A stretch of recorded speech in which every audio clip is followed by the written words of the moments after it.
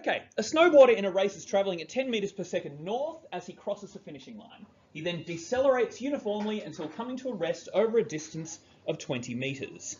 What is his acceleration as he comes to a stop? Okay, what's step one? Draw a diagram. All right, hopefully you can all draw a skier better than I can.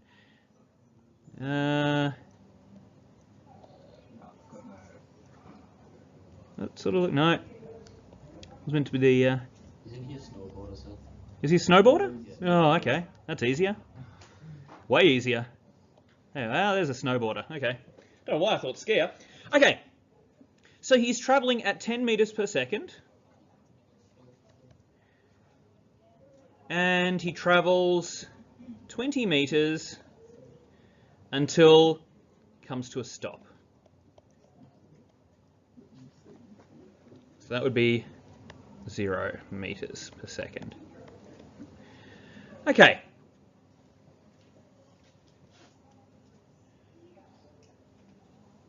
So, there's our first step. We've got a diagram. Our next step, what are we doing next?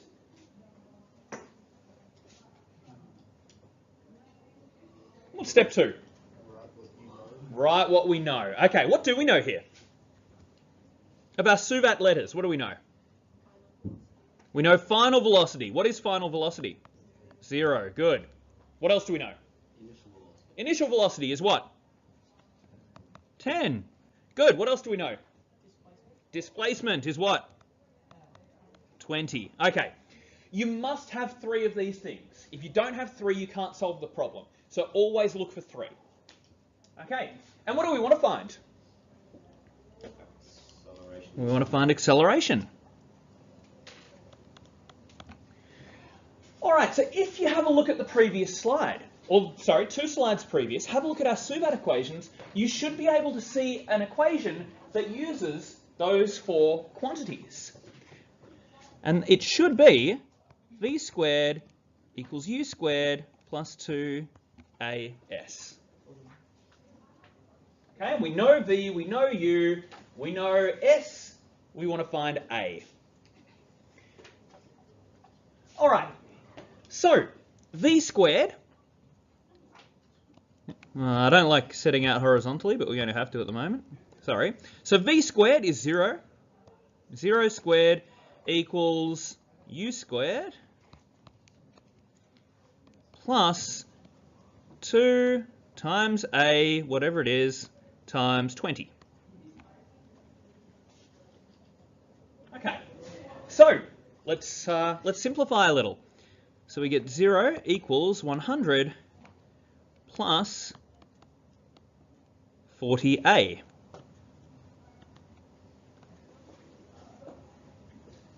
All right, if we rearrange this, we get, I'm running out of room here, negative 40a equals 100. So a will be equal to 100 over negative 40, which is going to be equal to negative 2.5.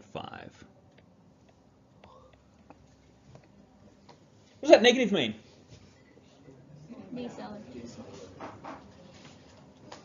Yeah. Which again makes sense. Okay, that's what we're seeing in the. That's what we see in the question. All right, so that's part A. Okay, we write down what we know. We write down what we want to know. Okay, how long does he take to come to a stop? All right. So again, we want to find t. Now we know u, v, and s. Sorry, and a. So we know everything. We can use any equation that we like. I would suggest the first one. Yep, the first one's the easiest. So, v equals u plus at. We know v is 0. What is u? 10. Oops. Plus negative 2.5 t.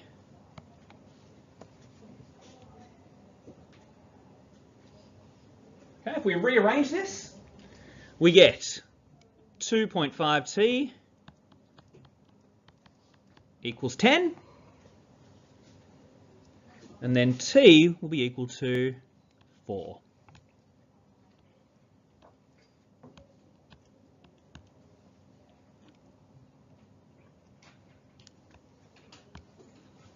Seconds. All right, so again, it's a matter of just looking at what we've got and what we want to find out. Okay, part C is a little bit different. What is the average velocity of the snowboarder as he comes to a stop? Okay, so average velocity, if you're looking at average velocity, you can use that first simple equation. Velocity equals distance over time. That is your average velocity. Okay, so our distance is 20, our time is 4, and so our average velocity is going to be 5 meters per second. Does that pass the common sense rule? Why or why not? Yes, why? Because it's less than the 10 meters, because he's slowing. Sorry, say again? It's less than the 10 meters from before, because he's slowing down. Okay, good. So it's less than what we had before because it's slowing down. Hamish, what did you say? It's 5 meters every 4 seconds. Okay, cool. Yep, another reason. There's another really obvious way we can tell that we're on the right track here. It's positive. It's positive, that's good. I'm talking about the 5. It's half of 10. Very good. We start at 10 meters per second, we finish at 0 meters per second. We've got a constant acceleration, so we'd expect our average velocity to be halfway, 5 meters per second. Okay, good. So the only thing here is don't get confused. When we talk about average velocity, we can do that distance over time. For anything else, you'll need to use the Suvat equations.